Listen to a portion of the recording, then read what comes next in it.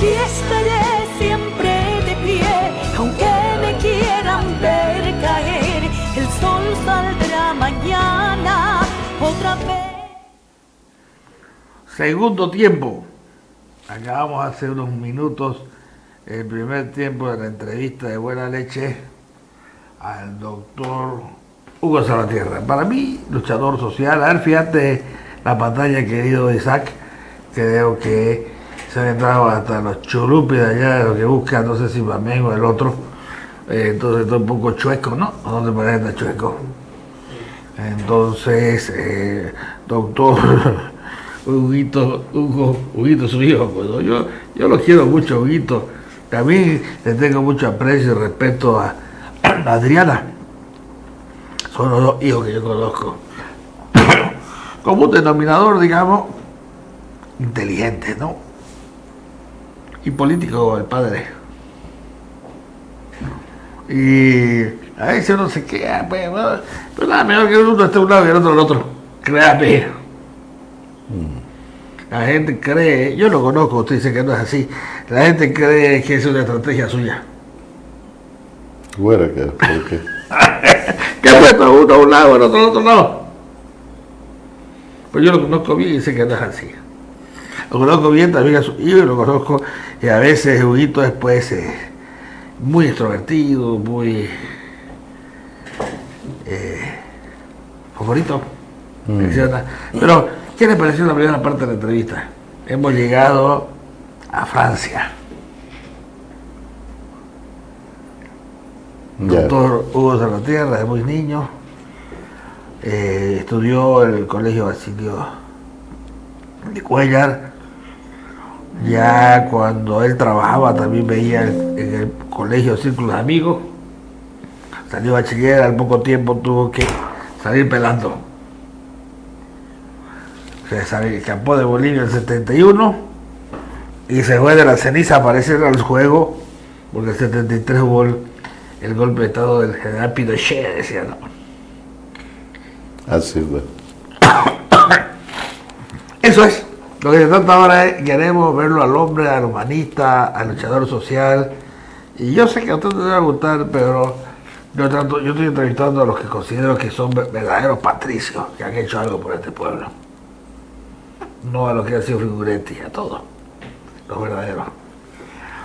Quedamos pues, doctor, en que al final usted llegó del exilio de Guatemala, Guatepeor, o sea, Chile, lo tuvieron que sacar a Francia y ahí nos quedamos.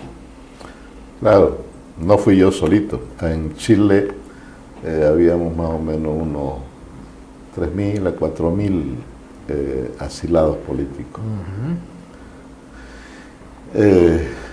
Bolivianos.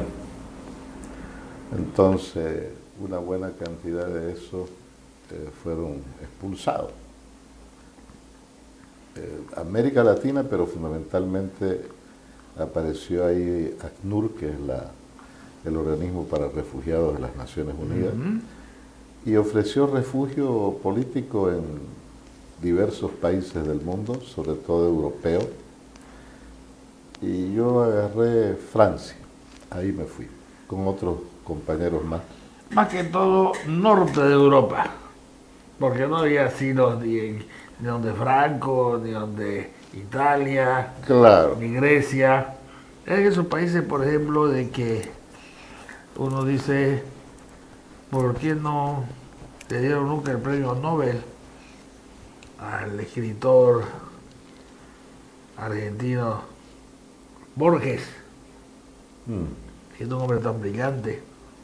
Para el gobierno de semana fue lo visitó Pinochet y ahí lo quemó el resto de su vida. Así era. Si se pone a leer ahora el aniversario, 30 años de la reina consorte Máxima de Holanda, ya tuvo grandes problemas. Y finalmente lo superó los problemas, pero no pudo ir su padre a su matrimonio porque era de los militares, pues de las juntas, de los represores. En Europa, especialmente en el norte de Europa, siempre se ha protegido al que tiene un pensamiento liberal. ¿Y se ha protegido de quién? de los reaccionarios, pues, de los fachos. Sí. ¿O no ha sido así? No, se da. Se da. Imagínense la humillación. Ya está feliz la vieja, no 30 años que es reina consorte, pero para casarse la humillaron prohibiéndole el ingreso de su padre al matrimonio. A los Países Bajos, ¿no? Que a veces erróneamente decimos Holanda. Bueno, es así, dependiendo también del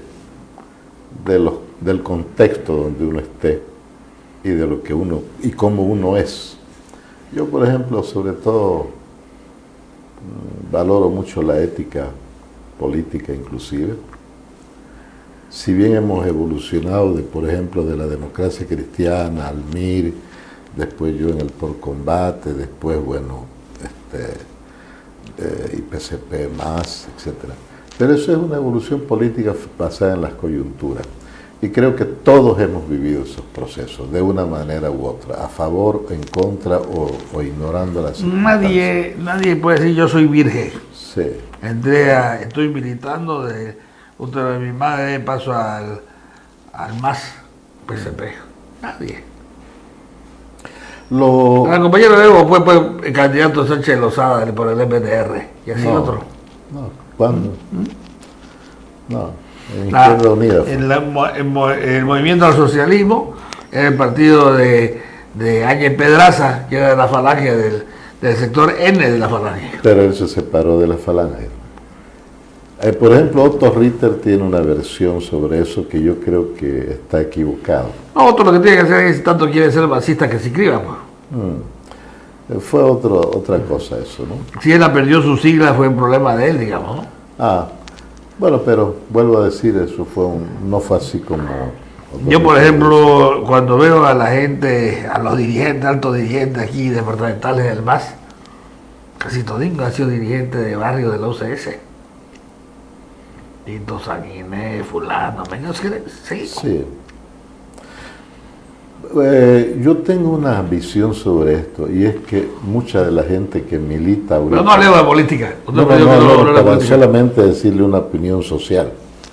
Es ahí de que mucha gente que milita en el MAS y que se entra en masa es buscando una oportunidad a su vida, pero no por la vía de las ideas políticas, porque ni siquiera saben qué es el MAS o el PC. Es sociable, dice, ¿no? Es sociable cuando le pregunta que es socialista, bueno, ¿no? Lo que entra es por buscar oportunidad a su vida, a sus intereses personales. No es que yo no quiera defender a Ezequiel. ¿Y por qué no le pregunta a la gente del otro lado que le definan cuál es su pensamiento político? Estoy seguro que no lo van a hacer más que Ezequiel. Yo encuentro muy pocos compañeros, compañeras que están ahí con nosotros por sus ideas, pero cada vez somos menos. Renunciando, digamos, a privilegios, etcétera, ¿no? Entonces creo que depende de las circunstancias. Yo me eduqué en una generación muy sana, muy comprometida en nuestro cristianismo, sacrificó a esa gente incluso su vida, en Teoponte la mayoría de ellos, me recuerdo de Gonzalo Quiroga Bonadona, por ejemplo, ¿no? Benjo Cruz, gente que nunca buscó riqueza y más bien dio. O a los camaradas del compañero Chato. Y dio la vida, digamos, ¿no? Claro, y dio la vida. ¿El compañero Chato o su camarada? No, pues los que fueron con él a Teoponte. ¿Ya? Le aplicaron la ley de guerrilla, ¿no? Eso pues son las circunstancias. Yo, por ejemplo, no comulgo con ese principio. Eso es baratismo, pues. Claro. ¿Cómo lo vas a estudiar a un tipo por una sardina y picadillo? Claro, fue el extremo, digamos, ¿no? Cuando al final pocos también después comieron la sardina. Bueno, u otras cosas. Pero lo que quiero juzgar aquí no es ese acto, sino el hecho de que esa gente tenía sueños, ideales. Así es. Y tenía un sentido muy martirológico de la vida. Yo creo que el mejor elemento, el mejor cuadro que tenía el movimiento de la izquierda revolucionaria es de Héctor Paz Zamora. Muerto también en esas locuras de ideales. de hambre. Y su escrito, por ejemplo, su último testamentito ese que escribió a Dios, ¿no? Y a Jesucristo. Y bueno, murió como él quería morir, de hambre. Pero siempre sirviendo. Y su esposa después, si bien la mataron, pero igualito. Eran iguales de creyentes. Entonces yo creo que hay una juventud, y en todas partes, en todos los pueblos aquí mismo, hay una gente sana. Solamente que es la sociedad donde el dinero te hace jugarte a muerte unos a otros, pero mucha gente sana que, y hablo de esto, mire, gente sana de izquierda y de derecha, que quiere ayudar a la gente, que tiene espíritu cristiano, espíritu solidario, y solamente se asusta cuando dice, este es comunista. Claro, yo no soy comunista, pero este es comunista. Pero de repente los dos estamos ayudando a la misma gente que queremos ayudar. Hace rato le pregunté si usted soñó alguna vez verlos juntos para el golpe del 71 a el doctor Mario R. Gutiérrez y al doctor Víctor Paz Tesoro. Me dijo que no, ¿no? ¿Recuerdas otra historia también de los ríos de sangre que habían a raíz de los muertos de la calle Harrington? Que decían que los militares, que ellos y el ADN los separaban ríos de sangre. Y le pareció bien que no solo hicieron una alianza, sino que hicieron una simbiosis con Bigosi en Motacú, ¿no? Que hicieron de tal manera que prácticamente estaban más también empiernados, digamos. Eso es lo que yo creo que ahí empezó el renunciamiento de Elmira a sus ideales. Porque se buscó acomodarse. Ya. Pero cuando llegó el estaba de ida... El gobierno en realidad siempre corrompe. Y cuando llegó Goni estaba de ida, el MIR se unió a un barco a la deriva, y así dijo Jaime Paz, no, más o menos así, yo no sé. Qué difícil que es amar a Bolivia. Apoyó a Paz, a Goni por 7 ministerios. Claro, dice, vamos a servir a Bolivia, pero me pones a mí en la aduana. Puta, ya se sabe para qué está pidiendo la aduana. Eso era lo difícil de amar en Bolivia, a Bolivia. Entonces, pero hay, doctor, hay una generación, hay gente joven todavía y adulta que tiene... Me agradó verlo a un amigo abogado que le decía, y estos son delitos, no errores, como dicen otros, estos son errores, no delitos. Pues están peleando con el tema de... El problema es que Murillo, el ministro, ya es convicto, pues. Por ladrón, y todavía le falta mucho proceso. Claro, pero eso es otra cosa. Ellos entraron exactamente a saquear nomás, ¿no? Ahí no hay principio, tomo el gobierno para ayudar a la gente, para servir a la gente, devolver a la gente. Así un líder puso al presidente de la aduana para que le borre sus cargos de pliego de cargo a sus empresas, a sus familiares, el otro puso a no sé quién, el otro puso a no sé qué. Más que una toma de gobierno, fue un asalto al gobierno. Yo tengo, por eso le digo todavía muchos compañeros que piensan de esta manera que le digo, y no necesariamente pelean por ser gobierno a toda costa, ¿no? Pero digamos, es muy difícil en una sociedad capitalista donde todo se compra y se vende, y el que no es rico es OPA supuestamente, entonces que mantenga, es muy difícil que mantenga ideas y principios humanistas y de servicio a la gente. Usted lo va a ver en la calle, a veces atropellan a alguien y la gente pasa nomás, le importa un comino. Se está perdiendo el sentido de la humanidad. Nadie corre a auxiliar a esa persona. Claro, ya están como las grandes ciudades, donde si le enseñan a las potenciales víctimas de violación que ellas deberían gritar fuego, fuego, porque si dice violación nadie va, digamos. No, y vuelvo a decirle, el trabajo honesto le da a usted su ganancia, sus bienes, etcétera, puede comprar ahorrando su casa, pero también se comienzan a aparecer otros valores como si no tenés plata sos por burro. Usted hasta para casarse, a ver, de repente a ver con una mujer, ¿tenés plata? No, entonces sos burro y no me gustás ya. Es decir, sentimientos como estos. Entonces dice que personalidad, dice que templanza, belleza. Qué increíble, ¿no? Qué increíble, ¿no? Los valores. Bueno, pues son los valores ahí. Eso es lo principal. Todos tenemos derecho Por a vivir eso bien. me pesa tanto, me recuerdo quizás mis primeros años, en línea general de todo, la persona, nadie ostentaba nada. Quizás que tenía 2 pares de zapatos, ¿no? Porque su padre tenía un camión, era rico. Y a lo mejor recuerdo así, algún amigo que tenía sus autitos eléctricos para correr, así grande. Todo casi, no había mucha diferencia en el nivel de vida. Todos nos encontrábamos en la noche en la construcción de las calles, alcantarillado, en los setados, y era jugar con tierra, pues.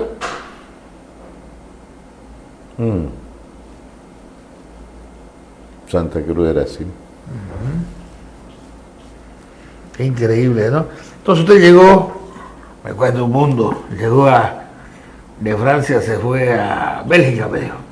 No, me vine a Bolivia después, 2 años después, mi hermano me llevó a Suiza. Ya. De allá volví otra vez. Justo me tocó el momento en que, reincorporado yo a mis estudios en la UNSA, en La Paz, vino el golpe de Estado y yo era presidente del centro, era ya presidente del Centro de Estudiantes de Derecho. Justo me tocó una nueva dictadura. ¿Y cuál era? ¿Cuál era? La de García Meza. Puta. Ahí fue un poco más grave porque hubo una persecución muy dirigida hacia mí. Aquí le allanaron nuevamente la casa, la pensión a mi madre y le destruyeron todo buscándome porque se enteraron que yo estaba por acá, que vine de La Paz. Y eso lo hicieron también en el 71, 10 años antes. Y lo peor es que a lo mejor es el vecino, o el pariente, el amigo, el que está delatando, ¿no? No, oiga, en el 71 fue que nos buscaban también, ¿no? Entonces lo primero que van a asaltar es la casa suya. Y en el 80 fue lo de García Meza. Bueno, yo era dirigente del Centro de Estudiantes de Derecho, era la facultad más belicosa que había en la UNSA. Entonces molestaba, pues, ¿no? Y ahí, bueno, yo me vine de ahí porque mi último hijito, mi hijito que tenía de 1 año y 8 meses, falleció y yo tuve un sentido de culpa muy fuerte porque era dirigente y vivíamos casi en extrema pobreza. Usted veía mi cuarto, el ropero eran cajas de manzana, cajitas esas de manzana. Teníamos solamente un cuartito y unas 2 camitas, una cuna. Y esa noche, eso nos sirve también hablar en contra y desafiar el destino.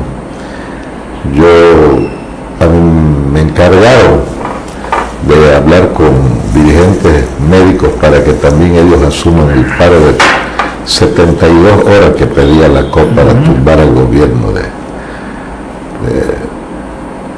García Meza. Y entonces me recuerdo bien, un doctor Terraza, algo así era, que era el dirigente del Comité de Defensa de la Democracia, algo así, me dijo, no podemos 72 horas, va a morir mucha gente. Y yo, soberbio, rebelde, dije el precio necesario a pagar para que caiga la dictadura.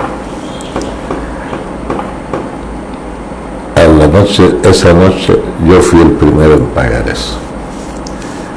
Llegué a mi casa en la noche a pie porque no teníamos ni plata para el micro, y ahí lo encontré tosiendo al niño y en la madrugada se me murió de una faringitis, creo que fue fuerte. Mire, usted no duró ni 24 horas y cuando salí a las calles a buscar médicos, yo había hecho la huelga. Y yo había dicho que era el precio social a pagar necesario y fui el primero en pagar eso. Entonces eso me enseñó mucho, soberbia, que eso no se puede valorar por nada del mundo. Pierda usted a ver un hijo, puta, jodido. Y bueno, de ahí me resolví venirme a Santa Cruz. Me vine después cayó la dictadura, obviamente, la tumbamos, qué sé yo. Y ya... Del gobierno de Padilla y del gobierno casi democrático. Me gradué de abogado, salí allá, defendí una tesis muy buena, contribución, porque era una tesis. Y ahí me vine ya. Y desde entonces me quedé en Santa Cruz, volví a empezar de nuevo, porque ya la mayoría de mis compañeros estaban en otras cosas. Uno de los que continuaba y era yo, Guillermo también, pero en el MIR, ellos fueron gobierno después, yo no participé con ellos, pero respetaba que ellos optaron, ¿no? Oscar Aid, Guillermo Capobianco, todos mis compañeros ya estaban en el gobierno, pero yo nunca me volví a ese grupo, ya había abandonado eso y comencé a trabajar con los campesinos, con los además que ya ese grupito había cometido algunos pecados mortales probablemente. No, porque yo estuve justamente almorzando, fue una casualidad, cuando se habló de que había la conversación entre Banzer y yo estoy hablando de Jaime. De malas influencias por el narcotráfico. Ah, bueno, pero creo que eso fue después, ¿no? Cuando ya estuvieron en el gobierno. Pero ahí yo vi ya la duda en ellos cuando escuché que había la invitación para el pacto. ADN. En teoría fue así, ¿no? Mire. Ganó esas elecciones, creo que Gonzalo Sánchez Lozada. El segundo fue Hugo Banzer y allá el tercero era Jaime Paz. Jaime Paz, ¿no? Y le hice una pregunta, ¿no? Porque ya estaba cantada la alianza MNR-MIR. Y le hicieron una pregunta sencilla, ¿no? Y Goni también por la soberbia y todo responde así, dice, y usted le daría, en caso de hacer un acuerdo, un pacto con el MIR, ¿le daría para que manejen el gabinete económico? Le preguntó un periodista. Y Goni, muy a su estilo, dijo, eso sería como dar una tarjeta de crédito un Canva, dijo. A las 3 horas ya estaba el general Banzer visitando a los Jaime Paz allá en Torre de América. Eso es de Isabel Perón. Bueno, así fue yo conocí esto, le digo, en una conversación, en un almuerzo que tuvimos, donde estaban varias compañeras, ya falleció una compañera el otro día, Susana Seleme, ¿no? Y ella secretaria general de la presidencia. Sí. Usted lee el libro del general Áñez. He leído. Lo ha leído, ¿no? Y de Gary Prado. No, el general Áñez, pues, ¿no? Cuando era jefe de la Fuerza Conjunta de lucha contra el narcotráfico. Ha leído cómo él se quejaba de que cuando llegaba a hacer los operativos ya no había los narcos. Entre eso estaba Oso Chavarría, creo, ¿no? ¿Y por qué? Porque le dan una campanada ya de la Secretaría General de la Presidencia. Bueno, así fue, entonces, mire usted... Es lo que dice el libro, ¿no? A mí no me consta. El pragmatismo ya por ser gobierno a toda costa hace a la gente renunciar a sus principios con los cuales nació, sus ideas, y sus cuando sueños. lo posesionan a Jaime Paz, el presidente, parecía su papá, el jefe del partido, detrás de él andaba todo el tiempo el general.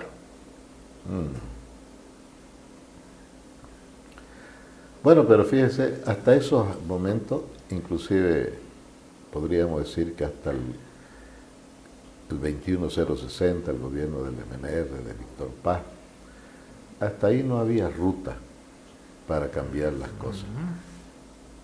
justamente ese es el periodo donde empieza un movimiento campesino. No es con Evo ni nada por el estilo. Son los indígenas, básicamente los indígenas, y después aparecen los sin tierra, y se comienza a cumplir después lo que la reforma Y hablando de muchos compañeritos, hay hartos masistas que nacieron en Condepa. Claro, Otros claro. nacieron en la UCS. Sí, no. O sea, le digo una cosa, incluso a la inversa, ¿cómo podría usted ganar sin el voto de esos partidos políticos o de la militancia de esos partidos políticos? Yo creo que fue mucha pérdida en su momento lo de Condepa, la muerte de su fundador, y bueno, de otras organizaciones, pero todo el mundo fue buscando ya la ruta de cómo llegar al gobierno. Eso es lo peligroso, cuando se comienzan a perder las ideas después, porque toda la construcción del 90 hasta el 95, más o menos, fue la construcción de las demandas territoriales y los derechos de los pueblos indígenas y de los campesinos. Me recuerdo la famosa capitalización que te la vendieron tan bonita. Habían solo dos partidos que se opusieron. Estábamos hablando de Condepa, del compadre Palenque y de don Max Fernández. Porque Max Fernández tenía muy claro, alguna vez yo le dije, ¿por qué no haces una encuesta y preguntar? No, eso está bien para vender cerveza. Pero no es un partido político, tenemos que tener ideología y doctrina. Pero de un tiempo a esta parte, todos los partidos políticos se han vuelto una empresa, una agencia de marketing, a excepción del MAS. Por eso es que hay tanta diferencia. Entonces buscan y hacen constituyen una empresa de marketing, le van a preguntar al pueblo lo que quieren. Dicen, queremos un puente. Hay que ofrecerle un puente ahí o no haya río. Pues sí, todo. Y me recuerdo que esas veces que les preocupa más la seguridad ciudadana. De todos salían gritando en contra de la inseguridad ciudadana. Tal cuestión, ¿no? Entonces, estos últimos tiempos, los llamados partidos políticos, agrupaciones ciudadanas se llaman, ¿no? Que han funcionado como empresas de marketing. Sí. Y mire, yo digo una cosa, incluso ahora estoy haciendo unos estudios y llego, usted, yo, todos, nosotros hemos sido sujetos, pero también a su vez casi objetos circunstanciales necesarios para un periodo y sin conocer qué es lo que otros factores demandaban hacer. O sea, me explico lo siguiente. Plan Bohan, que es el plan elaborado en 1944, ¿no ve?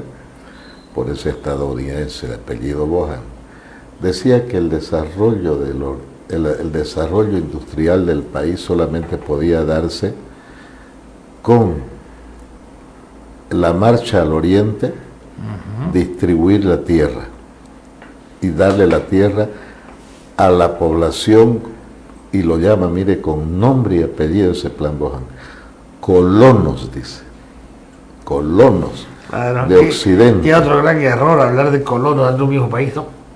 Y mire usted, miles de gente fueron trasladadas por la reforma agraria para asentarse como colonos. ¿Y para qué? Usted debe saber esto. Para fortalecer la naciente industria. ¿Y cuál era esa naciente industria? La azucarera. 5 ingenios azucareros con su población, hasta japoneses. Los japoneses y los menonitas es precisamente en ese tiempo que llegan, pero no es por voluntad, son traídos por convenio internacional. Y se les da tierra. Son parte de la genialidad de Paz Tesoro, ¿no? Claro, y era para producir caña de azúcar para San Aurelio. Usted va a mirar por qué la gente ahí, al ladito de San Aurelio. En realidad, Guavirá también. No, lo que le quiero explicar esto es, al ladito de San Aurelio, la gente habla guaraní. Trajeron guaraní. Pero más aún, yo me sorprendí hace unas 2 elecciones anteriores, Colpa Bélgica. Pero yo me voy a hacer campaña allá en Colpa Bélgica y hablan guaraní. Pero ¿cómo es eso que hablan guaraní? Tienen que tras Y yo le cruzar explico. toda la ciudad, Y si quieres se lo explico. pero trajeron guaraní para el ingenio azucarero Pasa La lo Bélgica. siguiente. Yo tenía unos 9, 10 años o menos. Accidentalmente lo conozco a don Ramón Darío Gutiérrez Jiménez. Y él me dijo, conozco la estancia de tu padre, de tu abuelo, porque yo iba pues mi avioncito de 2 motores a traer el zafrero. Don Ramón Darío Gutiérrez Jiménez, en su propio avión, viajaba al Chaco a traer gente para la zafra y eran de la nación tupí-guaraní, digamos, ¿no? Ajá. Se lo explico así, desde niño, porque una de las cosas que te diga este señor es que le pagaba el sueldo a un hombre para que vaya detrás de él, y al que saludaba don Ramón, él le preguntaba, ¿vos cómo te llamas? ¿Cómo se llama tu padre, tu madre? Por eso que llegó a publicar un libro como parece una guía telefónica de todos los habitantes y estantes de Santa Cruz. Él tenía su avión y era piloto. Y en los aviones de mi moto, ¿cuánto traerá? Pues traería de 20, de 10, de 15, ¿no? Pero ahora cambió, gracias a Dios, hubo una revolución tecnológica y una cosechadora evita que haya 100 o 200 zafreros siendo explotados.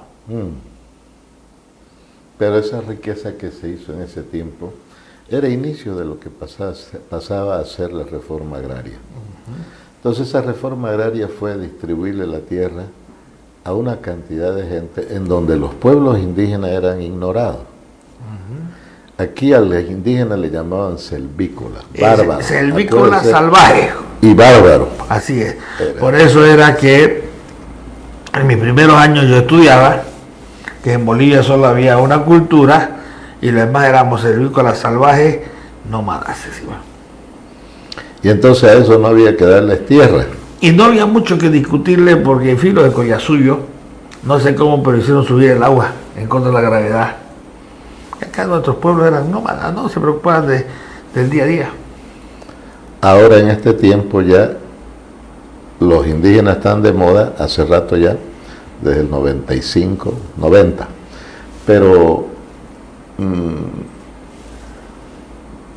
por otras cosas como el territorio, el medio ambiente, su cultura, etcétera. Y a veces se cae en lo que cayó este actor de teatro llamado Nicolás Chauvin, o chauvinista, que tenía la obra de Viva la Patria Francia y demostró amor exagerado hacia la nación.